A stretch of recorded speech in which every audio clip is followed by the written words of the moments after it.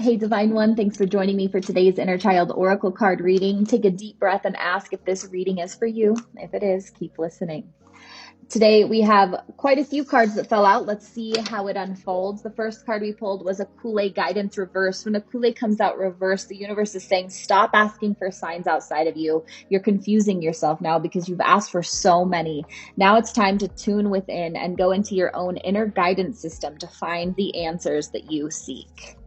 Next, we have Evelyn Isolation reversed. When Evelyn Isolation reversed, she's really saying that you're stepping out of this period of self-isolation and you're starting to see the need for community and expansion. And you still might have a lot of those feels in there about being nervous about engaging with people, but you have done this inner work and you do know your boundaries. You can trust yourself, especially as you go within.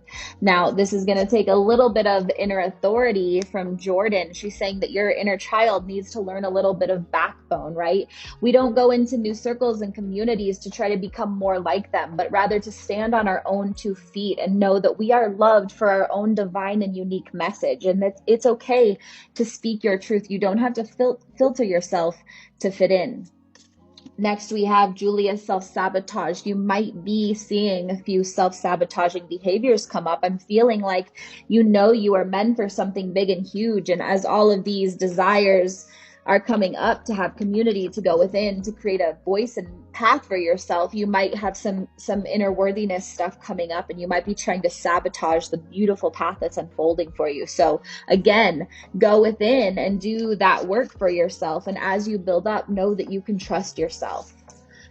Chelsea Overwhelmed reversed is next, and when she comes out reversed, she's saying you're really starting to be able to manage your emotions more. You're stepping out of overwhelm and into a place of emotional regulation where you can really respond and not have your unregulated nervous system call all of the shots for you. So this is really beautiful, especially as you're developing that inner authority and putting yourself out into the world.